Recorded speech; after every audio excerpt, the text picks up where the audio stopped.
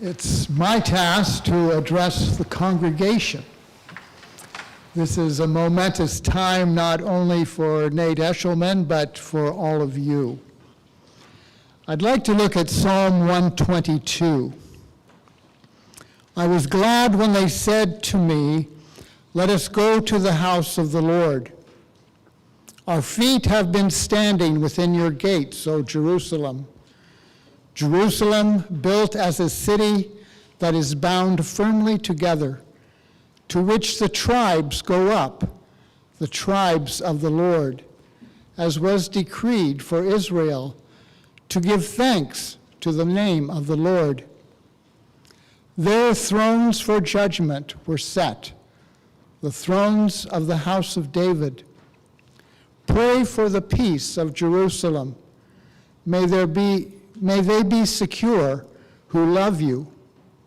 Peace be within your walls and security within your towers. For my brothers and companions' sake, I will say, peace be with you.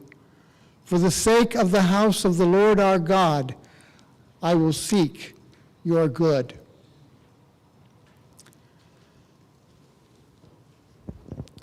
I was glad when they said unto me, "Let us go unto the house of the Lord." I'm going to assume that you are glad. I don't know your hearts. I haven't taken a poll, but this should be a glad evening for this congregation. I was glad when they said unto me, "Let us go to the house of the Lord." I like the picture in this psalm. There are the people of God coming to Jerusalem. And David is contemplating that because he's experienced it before. And people are coming from all parts of the country. And in some cases, from other countries. And they have one purpose, and they're journeying to one place to do one thing, to worship the God that they love, the God who has saved them, the God who has called them into his presence. And so the tribes go up. They're a little bit different from one another. They come from different regions. They've developed a little differently wherever they are. They have different experiences, but they come together. They have a commonality of brotherhood among themselves. And that's a good reason for David to say, I was glad when they said unto me, "Let us go to the house of the Lord."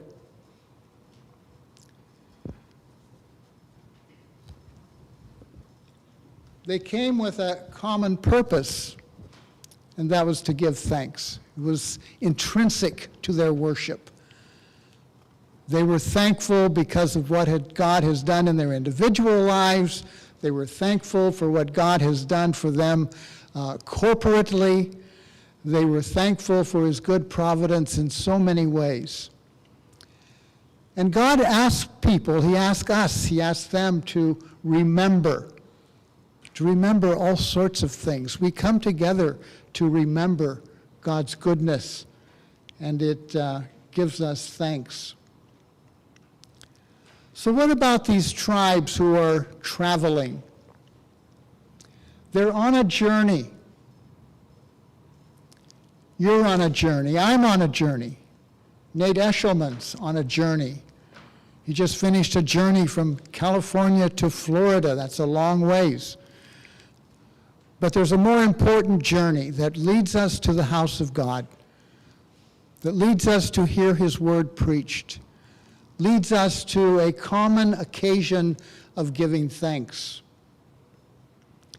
And so there's celebration. David was remembering the happiness of this journey, the celebration of it, and he was glad.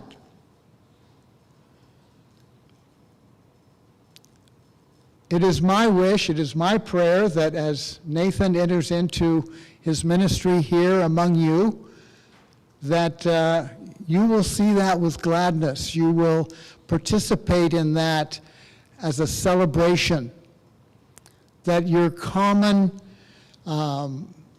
place with each other before Jesus Christ is celebrated as you journey here to this building and this place with the common purpose of thanking God and praising Him. Peter talks about the people of God as being living stones. So we come together, and as we do that, we build up a structure. David's talking about people going to a temple in Jerusalem that was made out of real stones.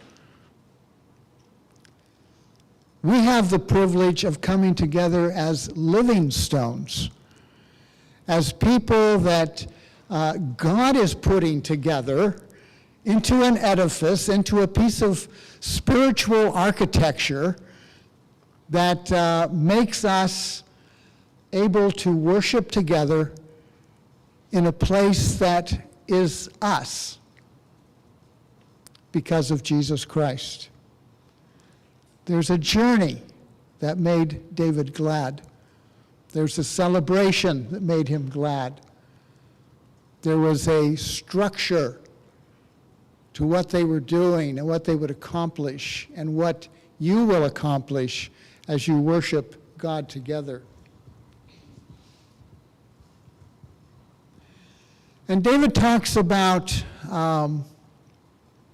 that common purpose of thanksgiving. We heard in the sermon that that's to be our attitude. It's to be the thing that permeates what we do.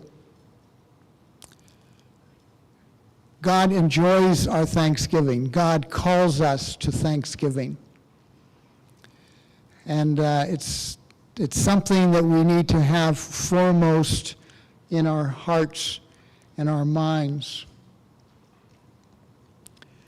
And then he talks about thrones of judgment. Whoa. Thrones of judgment. Sometimes that can sound kind of scary. Maybe sometimes it should be scary. But in Jerusalem, there was an opportunity that was unlike what they experienced in their hometown, wherever they were coming from. And it was a chance to be involved with the people and the structures that God had ordained to bring about justice and goodness among these people. So that's one reason why they came. That's one reason why David was glad. You have kind of a throne of judgment here. It's called your session. And these people are ordained by God to guide you and lead you. Nate will be a part of that. I sat on a session with Dr. Eshelman, and I know that he enjoys that prospect and that process. Not because it's something that's going to have a heavy hand on the congregation, but something that God has ordained to maintain order, to show love, to accelerate that thanksgiving that we come together to experience and express. And so when Nate joins Jim Pennington and Jonathan Schaefer and Joe Worsham, I hope that makes you glad. Utilize these people. You don't have to go to Jerusalem once a year. You can come here once a week. And you can get on your cell phone and call them more often than that if you need to. Take advantage of the throne of judgment here in this congregation. There are guys who love you, who want to love you even better, and they can do that if they can sit down and talk. There's a wonderful thing about sitting down with one of your elders or your pastor over a cup of coffee in your house or with the local barista or wherever. So take advantage of that. Say, what did you mean about that point in your sermon? Or, how do I really love so-and-so in this congregation? They're a real pain. Or, I'm just thankful that you're here. I'm thankful that you're preaching the Word of God. I'm thankful for my elders. These guys need to hear all of that. They want to pray for you. They want to be a part of your lives. They want to structure the ministry of this church in a way that it builds up real, alive people and families. And I don't want to leave out the deacons. Scott, Charles, Steve, Becky. Utilize them too. They're part of this whole structure. If the thrones of judgment were to work in Jerusalem, people had to get involved. And that's true here too. And lastly, the psalm talks about praying for peace. Pray for the peace of Jerusalem. Pray for the peace of God's church. I don't know this congregation well enough to say that it's a peaceful congregation or not. I hope that it is. And if it is, then we go back to Thanksgiving. And that's great. If there's little quirks that are kind of gnawing away at your sense of peacefulness here, David says to pray. Pray for peace. Go to your pastor, go to your elders. Say, how do I pray more effectively for peace here? Because remember, the people were going up to thank the Lord. And then he says, pray for the peace of Jerusalem so that we can thank the Lord. It's a wonderful psalm. Sing it often, read it often, apply it to your lives. And be glad that you have a new pastor. Be glad when there's that weekly call to worship. Be glad with David because he was a part of God's people who gathered together and worshiped God.